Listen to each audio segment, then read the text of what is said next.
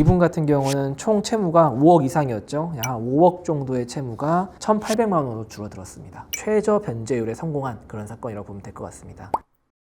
네, 안녕하세요. 채무종결자 정경현 변호사입니다. 오늘은 성공 사례를 한 건 소개해 드리려고 하는데요. 2025년 11월 14일에 개시결정 받은 사건입니다. 이 사건이 좀 의미가 있어서 성공 사례로 소개를 한번 드려보겠습니다. 이 사건에 대한 간단한 기호를 좀 말씀드리면은 제가 직접 상담을 하고 제가 직접 진행을 하면서 성공한 사건인데, 일단 관할 법원은 광주지방법원입니다. 상담 당시에 신용채무가 한 4억 6천 정도 있으셨고 담보채무가 1억 정도 있었습니다. 그래서 딱 열어보니까 한 5억이 조금 넘는 채무가 있으셨죠. 그리고 이분의 직업은 농사를 지으시는 분이었습니다. 소득은 약 한 250만 원 정도. 부양가족으로 19세의 자녀, 21세의 자녀가 있었는데, 이 사건을 진행할 때 제가 몇 가지 쟁점을 좀 예상을 했었거든요. 근데 아니나 다를까 거의 흡사하게 보정 공고가 나왔습니다. 첫 번째가 뭐냐면은 채무가 너무 많은데 소득이 너무 작아요. 그래서 예상되는 변제금은 매우 낮을 것으로 예상이 되는데, 과연 광주지방법원에서 그 변제금 인정할 거냐 말 거냐. 광주지방법원은 좀 악명이 높아요. 전국에서 회생을 진행하기가 가장 어렵습니다. 법인회생과 개인회생을 통틀어서 광주지방법원이 가장 어려워요. 전국에서.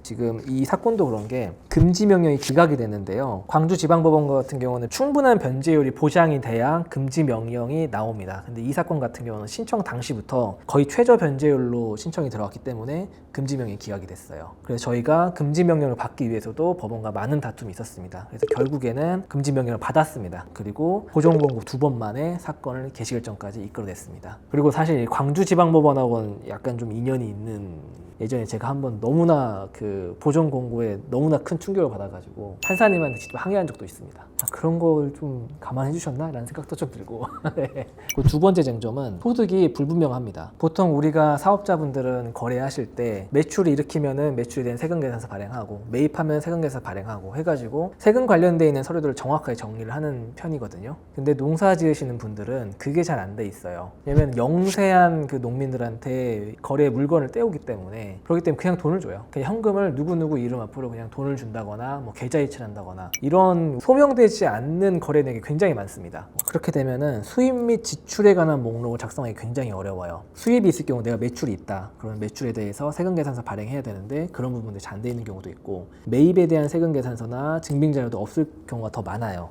이거를 정확하게 우리가 파악하는 게 가장 중요했습니다. 그러다 보니까 이런 관련돼 있는 증빙자료를 저희가 요청하고 그 증빙자료를 받고 저희가 만들어 가는데 좀 어려움이 있었습니다. 하지만 결국에는 만들었어요. 말은 이렇게 말씀드리는데 되게 어려웠어요. 네.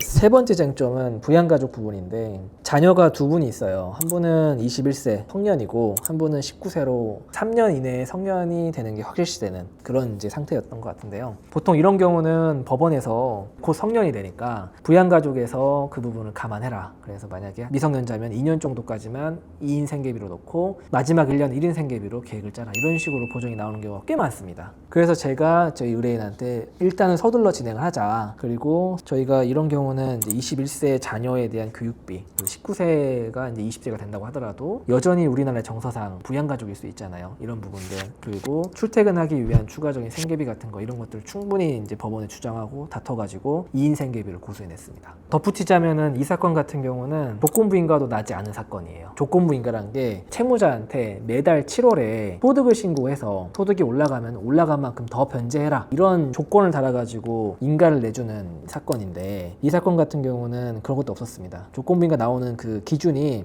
사건마다 다 다르긴 하지만 대체적으로 변제율이 낮다거나 소득이 불명확하다거나 소득이 불확실하다거나 변경될 가능성이 높다거나, 이런 경우에는 매년 한 번씩 이제 소득을 신고하라고 나옵니다. 이 사건은 그것도 안 나온 사건이에요. 그래서 상당히 잘 나온 사건이다 라고 볼 수 있을 것 같습니다. 그래서 결론적으로 말씀드리면은 이분 같은 경우는 총 채무가 5억 이상이었죠. 약 5억 정도의 채무가 1,800만 원으로 줄어들었습니다.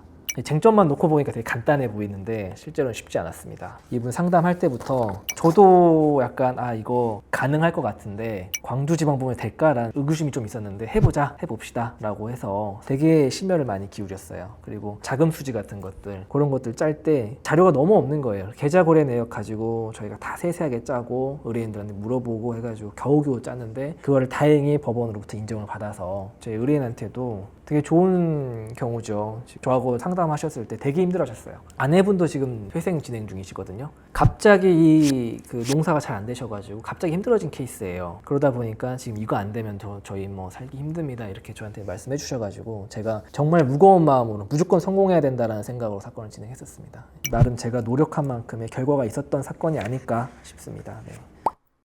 회생이나 이런 채무 조정을 고민하신다면 주저하지 마시고요.